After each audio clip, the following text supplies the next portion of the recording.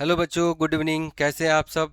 आज मैं स्टार्ट कर रहा हूं क्लास नाइन्थ का एक्सरसाइज सेकंड 2.1 का सॉल्यूशन आपको देने जा रहा हूं। ठीक है, ध्यान से देखिएगा। 2.1 जो कि न्यू सीबीएसई द्वारा जारी की गई जो एनसीईआरटी की बुक है उसका है 2.1।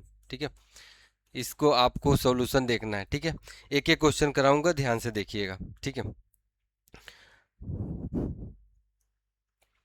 पहला क्वेश्चन है आपके पास, ध्यान से पढ़िए। Find the degree of the following polynomials.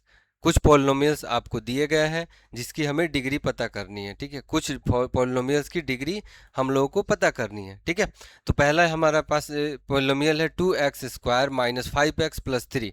ठीक है, इसकी डिग्री पता करनी है। तो डिग्री जानने से पहले कुछ चीज़ें जान लेते हैं। डिग्री होता क्या है बच्चों? डिग्री डिग्री कैसे निकाल लेते हैं? तो सबसे पहले मैं बता दूं, डिग्री आपका जो होता है किसी भी पोलिनोमियल में एक्स का जो मैक्सिमम पावर होता है वही आपका डिग्री होता है। ठीक है, जो मैक्सिमम पावर होता है। तो अगर आप ध्यान से देखेंगे तो इस पोलिनोमियल का मैक्सिमम पावर क्या है? एक्स का मैक्सिमम पावर क्या है? 2 है। तो इसका मतलब क्या हो जाएगा? इसकी डिग्री कितनी हो जाएगी बच्चों? इसकी डिग्री कितनी हो जाएगी? 2। इसकी डिग्री हो जाएगी 2। इसकी डिग्री कितनी हो जाएगी? 2। क्योंकि degree equal to maximum power of variable. मैं आपको बता दूं, मैक्स पावर ऑफ वेरिएबल। ठीक है, मैक्स पावर ऑफ वेरिएबल, ये आपकी डिग्री हो गई। ठीक है, तो पहले क्वेश्चन का आंसर आपको मिल गया 2x⁻² - 5x + 3 में डिग्री कितनी हो जाएगी?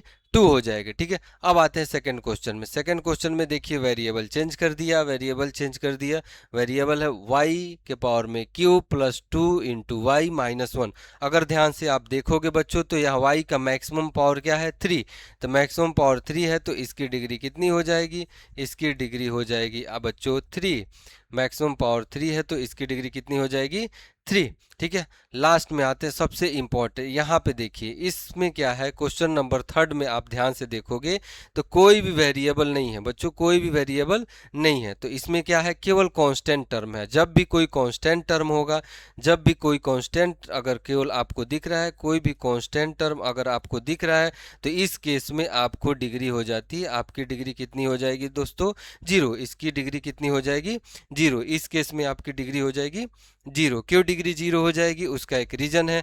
अगर हमने यहाँ पे लिखा -9, तो -9 के साथ कोई भी वेरिएबल अगर x लेते हो तो इसके पावर में 0 लिख सकते हैं, और x के पावर 0 की वैल्यू हो जाती है 1। तो इसलिए हम इसके जगह पे -9 के जगह पे -9x⁻0 लिख सकते हैं, और x के पावर 0 है तो डिग्री कितनी हो जाएगी? 0। ठीक है, अब आते हैं लास्ट क्वेश्चन पे। लास्ट क्वेश्चन में आप ध्यान से देखेंगे तो वेरिएबल के नाम पे क्या है? z है, और z का मैक्सिमम पावर 1 है, तो डिग्री कितनी हो जाएगी बच्चों? डिग्री आपको हो जाएगी 1। तो डिग्री कितनी हो जाएगी? 1। तो इस तरह से हम लोग किसी भी पोलिनोमियल का डिग्री निकाल सकते हैं। सबसे अच्छी बात यह है कि लीनियर पोलिनोमियल दिया गया है, और लीनियर पोलिनोमियल की डिग्री हमेशा क्या होती है दोस्तों? लीनियर पोलिनोमियल की डिग्री हमेशा क्या होती है? 1 होती है। लीनियर पोलिनोमियल की डिग्री 1 होती है, क्योंकि इसमें x और y का मैक्सिमम पावर क्या होता है? 1 होता है। ठीक है, अगर लीनियर पोलिनोमियल दिया गया है तो डिग्री क्या होगी? 1 हो जाएगा। ठीक है, अब आते हैं नेक्स्ट क्वेश्चन पे, ध्यान से देखिएगा। अब आते हैं नेक्स्ट क्वेश्चन पे। ठीक है, अगला क्वेश्चन है, right A polynomial of degree 1, 2 and 3। आपके सामने दिया गया है 3 डिग्रीज आपको दी गई है बच्चों, और आपको इसका एक एक एग्जाम्पल करके निकालना है। तो मैं एक करके निकाल लेता हूं कि अगर डिग्री 1 है, अगर बच्चों डिग्री आपका 1 है तो पोलिनोमियल क्या होगा? एग्जाम्पल में हम लोगों को लिखना है। तो आप लोग करोगे क्या? सबसे पहले कोई भी वेरिएबल ले लो, चाहे x ले लो, चाहे y ले लो, चाहे z ले लो, आपको ध्यान देना है कि मैक्सिमम पावर क्या होना चाहिए? मैक्सिमम पावर आपके 1 होने चाहिए। ठीक है, तो यहाँ पे हम ले लेते हैं 2x+1। ये पोलिनोमियल जो हो जाएगा, इसकी डिग्री हो गई आपकी 1। ठीक है ना, इसकी डिग्री हो गई 1, क्योंकि x का मैक्सिमम पावर क्या है? 1 है। तो ये हमारा डिग्री 1 का एग्जाम्पल हो जाएगा। और भी एग्जाम्पल ले सकते हैं, gx = x+5, इसकी भी डिग्री 1 हो गई है। ठीक है, एग्जाम्पल नंबर 2 में देखिए, अगर डिग्री 2 है तो हम पोलिनोमियल क्या लिखेंगे? तो बच्चों आपको पहले ही से बता देता हूँ, पोलिनोमियल को जब भी लिखना तो px लिखना। p फॉर पोलिनोमियल, x आपका वेरिएबल होगा, इसलिए x के जगह पे हम लोग लिखेंगे 2x² प्लस 2, क्योंकि x का स्क्वायर करोगे तो इसकी पोलिनोमियल जो होगी, इस पोलिनोमियल की डिग्री क्या हो जाएगी 2, क्योंकि x का मैक्सिमम पावर क्या है 2 है, तो इस पोलिनोमियल की डिग्री 2 हो गई। तो आपको सेकंड एग्जाम्पल्स मिल गया। इसी तरह से थर्ड एग्जाम्पल आपको देखना है। थर्ड एग्जाम्पल जिसमें आपका डिग्री 3 है, तो आप सबसे पहले लिखो जी एक्स फॉर पोलिनोमियल के लिए यूज करते हैं, एक्स आपका वेरिएबल के लिए है। अब हमें डिग्री 3 चाहिए, तो दोस्तों x³ + 1 लिख सकते हो, y³ + 4y लिख सकते हो, z³ + 3 लिख सकते हो। सभी पोलिनोमियल की डिग्री क्या है 3 है। तीनों एग्जाम्पल में से कोई भी एक एग्जाम्पल आप लिख सकते हैं। इस तरह से सेकंड क्वेश्चन हमने सॉल्व कर लिया। ठीक है, ध्यान से देख लीजिए। ठीक है, अब आते हैं नेक्स्ट क्वेश्चन पे। बच्चों नेक्स्ट क्वेश्चन पे आते हैं। एक्सरसाइज जो 2.1 मैंने स्टार्ट किया था, इसके नेक्स्ट क्वेश्चन जो है इसको ध्यान से पढ़ते हैं। What are the coefficient of x² and x³ in the polynomial? Polynomial आपका गिवन है x⁴ - 3x³ + 6x² - 2x + 7। तो सबसे पहले मैं बता दूं, सॉल्यूशन बताने से पहले आपको कुछ चीज़ें बता देता हूं, ध्यान से देखिएगा।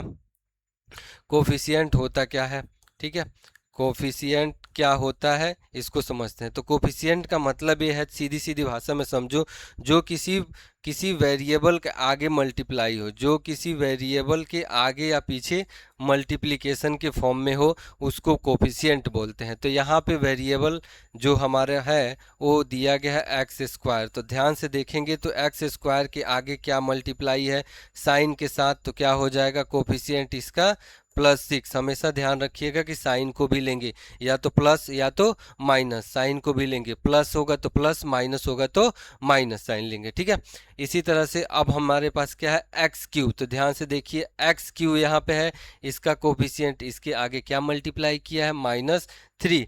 तो आंसर क्या हो जाएगा कोफिशिएंट ऑफ x³, कोफिशिएंट, ठीक है, coefficient of x³ equal to हो जाएगा -3। हमने आपको बताया कि साइन आपको -3 के फॉर्म में लेना है, या प्लस है तो प्लस में, या माइनस है तो माइनस के फॉर्म में लिखना है। ठीक है, तो इस तरह से कोफिशिएंट आप निकाल सकते हैं। x² का कोफिशिएंट +6 हो जाएगा, x³ का कोफिशिएंट -3 हो जाएगा। ठीक है, तो हमेशा ध्यान दीजिएगा आप लोग। चलिए नेक्स्ट क्वेश्चन पे आते हैं। नेक्स्ट क्वेश्चन में क्या है, what is the coefficient of z in the polynomial. ठीक है, तो सॉल्यूशन पहले लिख लेते हैं। z का कोफिशिएंट पूछा गया है किस पोलिनोमियल में, इसमें। तो आप बच्चों ध्यान से देखिए, इसमें क्या है, इसमें z नहीं है। ठीक है, z है ही नहीं। ठीक है, तो z नहीं है, इसका मतलब ये है कि इस पोलिनोमियल को हम लोग लिख सकते हैं 4z³ + 5z² - 11। ठीक है, z है ही नहीं, तो अपने मन से अगर z नहीं है तो z का कोफिशिएंट हम लोग क्या कर लेते हैं 0 कर लेते हैं, क्योंकि ये टोटल नंबर क्या कर लेगा 0 कर लेगा।